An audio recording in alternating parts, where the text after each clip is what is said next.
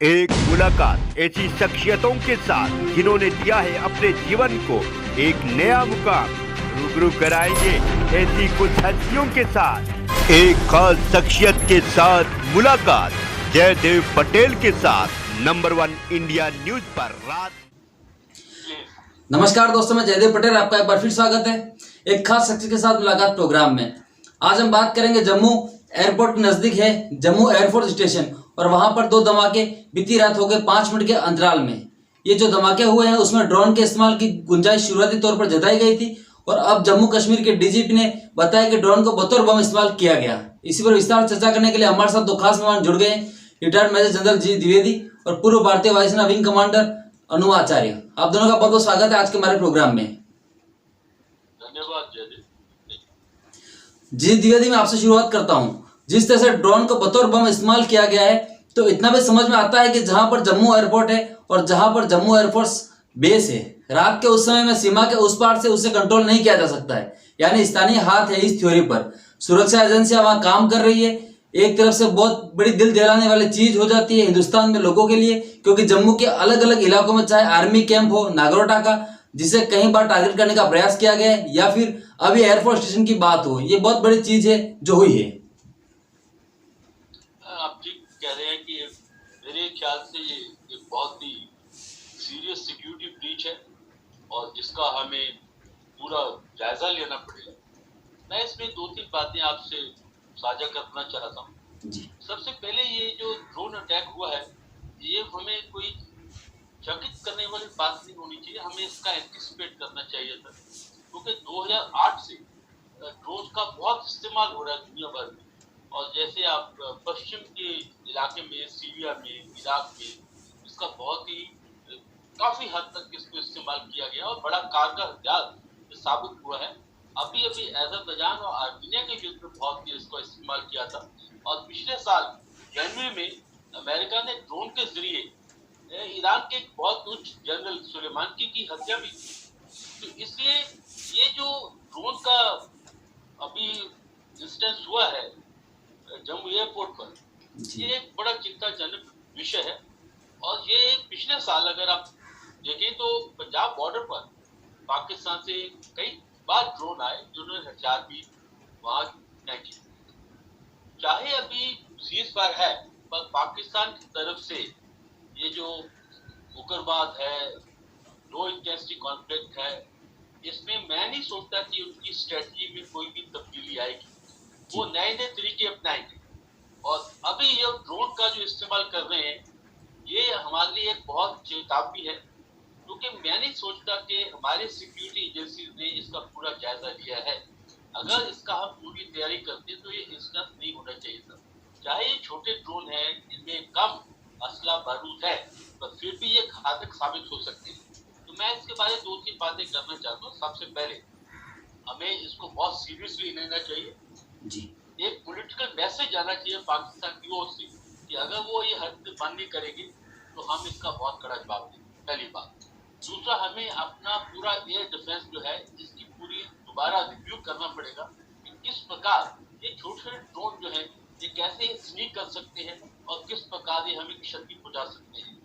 और तीसरी बहुत अहम बात यह है कि हमें अपने एयर डिफेंस में एक स्ट्रेटेजी लानी पड़ेगी।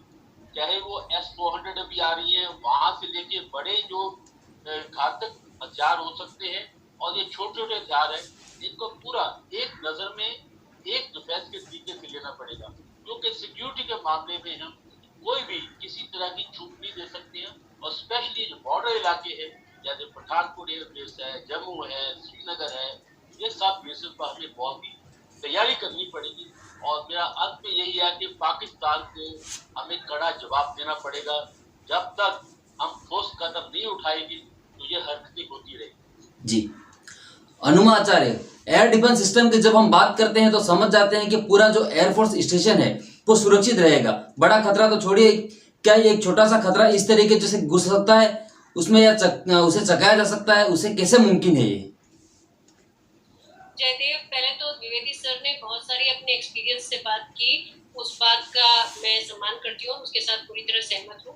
एक बात और कहना चाहूंगी, ये ध्यान रखिए, जब जब हमारी या तो पाकिस्तान से बात हुई है या चीन से बात हुई है, जब जब हमारे लीडर्स की बात हुई है, तब तब उसी के साथ पीछे से कुछ ना कुछ इस तरह की घटना हुई है। ये लगातार बहुत सारे ऐसे संयोग नहीं हो सकते। तो मुझे ऐसा लगता है कि आज जम्मू कश्मीर के 3 दिन पहले लीडर्स आए थे, वो मिलकर गए, और उसके बाद फिर ये घटना उसी तरह का एक पैटर्न बना। तो एक तो ये चीज है।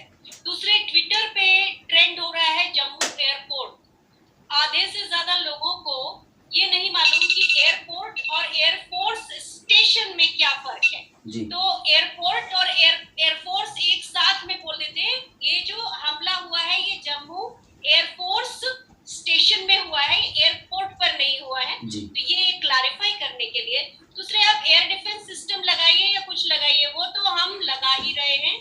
पिछले बरसों से हमने बहुत अपना जो हमारे पास जो सिस्टम्स हैं हमारे, वो बहुत अच्छे हैं और हमने बेस्ट इन मार्केट अवेलेबल वही खरीदा है। लेकिन जब फेलियर हमारी इंटेलिजेंस का होता है, वो हमारे घर की बात, वो हमारे एनआईए का फेलियर होता है, जब एनएसजी का फेलियर होता है, जब डीजीसीए के किसी चीज में हम उस तरह से लापरवाह हो जाते हैं कि हमको इस तरह के अटैक समझ में नहीं आते, तब हमको कहाँ देखना है, ये देखना है। हमें इंट्रोस्पेक्ट करना पड़ेगा कि इस तरह से बार बार अलग अलग आर्मी इंस्टॉलेशन पे ये अटैक क्यों होते हैं। और जैसा मैंने शुरू में एक कॉन्स्पिरेसी थ्योरी की बात करी थी, तो मेरा ये भी मानना है कि जब जब चुनाव आते हैं उसके आसपास ऐसा क्यों होता है, खामियाजा इसका आर्म फोर्सेस क्यों भुगते हैं। ये चीजें हमारे सिक्योरिटी एजेंसी के लेवल पे ही अरेस्ट हो जानी चाहिए। अब तो जम्मू और कश्मीर के रीजन में पहले के कई दर्जनों गुना सेना है और वहां पूरी सुरक्षा है और किसी और एजेंसी का कोई हाथ नहीं है। हम ये क्लेम कर रहे हैं आतंकवाद कम हुआ है। ऐसे में ये घटनाएं केवल हमारी अपनी इंटेलिजेंस फेलियर की तरफ इशारा करती हैं। और मैं दोबारा बोलूंगी, हमारी आर्म फोर्सेस जो खुद में बहुत बहादुर हैं, उनको इसका खामियाजा नहीं होना चाहिए। जी द्विवेदी, पाकिस्तान के चटपटाहट हाल ही में देखा गया है, हमने देखा है कि कश्मीर अगर सामान्य दिखता है तो पाकिस्तान को चुप जाता है। क्या हम इस कड़ी में समझे कि ये पाकिस्तान का रिएक्शन है कि वो इस तरह के हमले को करके उसके बाद वो ये दिखाना चाहता है कि अंतर्राष्ट्रीय समुदाय को कि यहाँ पर सब कुछ ठीक नहीं है। देखो, अनुपमा जी ने बहुत फायदा बात कही है कि इसमें हमारी इंटेलिजेंस फेलियर हुई, बिल्कुल ठीक बात है। और इंटेलिजेंस फेलियर हमारी अक्सर होती आ रही। जब चीन के अभी पिछले साल उनके आक्रमण हुआ, वहां भी इंटेलिजेंस फेलियर हुई है। जब ये बालक कोर्ट के में स्ट्राइक की, उससे पहले भी हमारी इंटेलिजेंस फेलियर हुई थी। तो सबसे पहले है कि हमें अपने इंटेलिजेंस सिक्योरिटी सिस्टम को बहुत टाइट करना है, क्योंकि अगर आपकी इंटेलिजेंस में खामियां हैं तो वो दुश्मन उसका पूरा उपयोग, पूरा लाभ उठाएगा।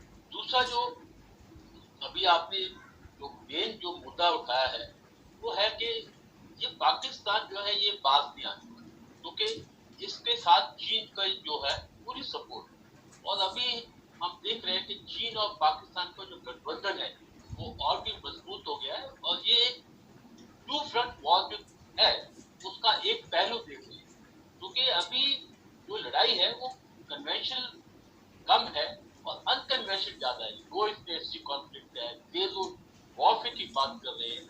और ये जो काउंटर टेररिज्म की बातें हो रही है, तो इसमें ड्रोन्स और छोटे छोटे हथियार, इनका बहुत ही अहम रोल है, इनका बड़ा एक किरदार है। तो इसके लिए हमें बहुत ठोस कदम उठाने हैं, क्योंकि हमें समझना है कि ये नया युद्ध जो है वो किस प्रकार चल रहा है। देखो, अभी आप चीन की बात, तो उन्होंने छोटे छोटे इंकर्शन किए, थोड़ा अंदर आए, और उसका जो प्रभाव है पूरी दुनिया में हुआ है। तो आजकल छोटे छोटे टैक्टिकल एक्शन का बहुत ही स्ट्रेटेजिक पे ऑफ होती है, यानी कि उसका स्ट्रेटेजिक इम्प्लीकेशन होती है। तो इसलिए इसको हमें छोटी चूक के समझना चाहिए। ये बड़ी हादसा है। और आप ये देखो कि जो ड्रोन है, ये B-16 ड्रोन है, ये छोटे रेंज का ड्रोन है। इसको पकड़ना या सर्विलेंस में लाना कोई आसान काम नहीं है। इसलिए हमें पूरी चीज को दोबारा सोचना होगा, क्योंकि ये जो ड्रोन है, और जैसे विंग कमांडर ने बताया है कि उनका टाइमिंग भी देखना है कि जब भी कोई पॉलिटिकल इनिशिएटिव होता है, जैसे अभी प्राइम मिनिस्टर की मीटिंग हुई है पार्टियों के साथ, या जब भी कोई हरकत होती है, पॉलिटिकल हरकत होती है, तो उसी टाइम ये कोई ना कोई हरकत भी होती है। तो हमें ये भी समझना है कि दुनिया में क्या हो रहा है। अफगानिस्तान में अमेरिका भी वापस जा रहा है, उसका क्या अंजाम होगा, और हमारे जो पड़ोस में क्या क्या हो रहा है। अभी चीन के अंदर उनकी कम्युनिस्ट पार्टी का 1 जुलाई को उनका सेंटेनरी सेलिब्रेशन हो रही है। तो ये सारी चीजों को देख के हमें बहुत सतर्क रहना है, क्योंकि ये जो हरकतें होती हैं इनका एक पूरा अंजाम होता है, इसका कोई एम होता है और ऑब्जेक्टिव भी होते हैं। तो सबसे जो अहम बात है कि हमारी सिक्योरिटी में किसी तरह की कमी नहीं होनी चाहिए, क्योंकि हम रिएक्ट करते हैं, हमें प्रोएक्टिव होना है। हमारी स्ट्रेटजी जो है वो प्रोएक्टिव होनी चाहिए, ना कि रिएक्टिव। जी, हनुमाचार्य एयरफोर्स पर किसी प्रकार के सवाल नहीं हो सकते हैं। एयरफोर्स के जो पराक्रमी है हमारे, वो हर जगह लड़ाई लड़ रहे हैं, चाहे एलएसी हो चाहे एलओसी हो, हर जगह सजग है। जो एयरफोर्स स्टेशन की सुरक्षा होती है उसमें भी कोई ऐसा नहीं है कि कहीं पर कोई नुक्स उस तरह का निकल सकता है, क्योंकि उसे भी बार बार रिवाइज किया जाता है, देखा जाता है। लेकिन यहाँ पर दुश्मन ने एक ऐसी चीज का इस्तेमाल किया है जिससे नुकोल का फायदा उठाया जा सकता था। अव्वल तो मैं आपसे ये समझना चाहता हूँ कि इससे किस तरीके से पार पाया जा सकता है, और दूसरा मैं आपसे ये समझना चाहता हूँ कि क्योंकि वो सारी चीजें बरामद यहाँ पर हो गई है, अवेलेबल हो गई है, तो एक ड्रोन को ट्रेस कर पाना कि कहाँ से उड़ा था, किसने किस जगह से उससे ऑपरेट किया गया, क्या ये संभव होगा इन चीजों को अब पढ़ने से, उन चीजों के विश्लेषण से? बहुत सारे डिटेल्स अभी आना बाकी है, लेकिन आपने सुना अभी जनरल साहब ने एक बहुत बड़ी बात की कि दुनिया में जो जेनरेशन नेक्स्ट वाला वॉर शुरू हो चुका है और चीन उसका एक्सपर्ट है। वो चूंकि पाकिस्तान के साथ है तो उसे प्रोवाइड भी कर सकता है अपने तरह से सुविधाएं। तो आप देखिए आजकल जो वॉर है वो डिजिटल लेवल पे लड़ा जा रहा है। चीन ने एक बार हमारा थोड़े समय पहले बॉम्बे का कोई एक सेंटर था जिसे हैक किया था, वो भी एक तरह का वॉर है। फिर जो आर्टिफिशियल इंटेलिजेंस है उसका वॉर जो है, तो अभी हमारी सेना यूं तो जज्बे में बहुत आगे है, लेकिन बजाय इसके कि हमारा फोकस, जैसे बहुत सारे हमारी सेना के ही स्पेशलिस्ट कहते हैं कि हमारा फोकस इस वॉर पर होना चाहिए जो आर्टिफिशियल इंटेलिजेंस के जरिए साइबर वॉर जो हमारे साथ लड़ा जा रहा है, और चीन इसमें बिल्कुल काफी आगे चल रहा है। तो हमारा फोकस उधर होना चाहिए, बल्कि अभी जो नया कोई एक डॉक्ट्रिन हम सुन रहे हैं जो आने वाला है, उससे हमारा फोकस और भी छितर बितर जाएगा। तो वो तो सेना के अंदर की बात हुई, लेकिन जो ड्रोन ने कहां से कहां ऑपरेट किया इसके बारे में डिटेल्स आने देते हैं, क्योंकि मैं अभी कुछ बोलूंगी तो वो आधा अधूरा ज्ञान होगा। और जो दूसरी बात जो सबसे ज्यादा हमको जिस पे फोकस करना है वो ये है कि हमारा पूरा जो आर्म फोर्सेस का डॉक्ट्रिन है, जो आजकल बहुत ज्यादा पब्लिक में डिस्कस किया जाने लगा है, जो कि बहुत अच्छा नहीं मानती मैं, उसका पूरा ध्यान हेडलाइन मैनेजमेंट के बजाय होना चाहिए हमारी अपनी स्ट्रैटेजी को बहुत मजबूत करने में। और उसके लिए हमें साइबर कैपेबिलिटीज बढ़ानी पड़ेंगी, हमें अपना आर्टिफिशियल इंटेलिजेंस से लड़ने के लिए तो एक्सक्लूसिव हमें उस तरह के अपने सेंटर्स बनाने पड़ेंगे, बजाय इसके कि जो हमारी सेंट्रलाइज्ड क्षमता और सेंट्रलाइज्ड ऑपरेशन है जिसको हम थिएटर कमांड के नाम पे चितर बितर कर दें। तो ये मेरा पर्सनल मानना है, इसका मैं ये नहीं मानती कि आर्म फोर्सेस के दूसरे लोग इससे सहमत ही हो या ना ही सहमत हो, मुझे एग्जैक्टली नहीं मालूम। पर कुल मिला के ये कि एक तो इंटेलिजेंस के ऊपर हमारा ध्यान बहुत ज्यादा होना चाहिए, जिसका कंट्रोल हमारी मिनिस्ट्री ऑफ होम अफेयर्स करती है, जैसे एनआईए जो एजेंसी है वो भी, और एनएसजी भी, इनके ऊपर हमें ज्यादा ध्यान देना होगा।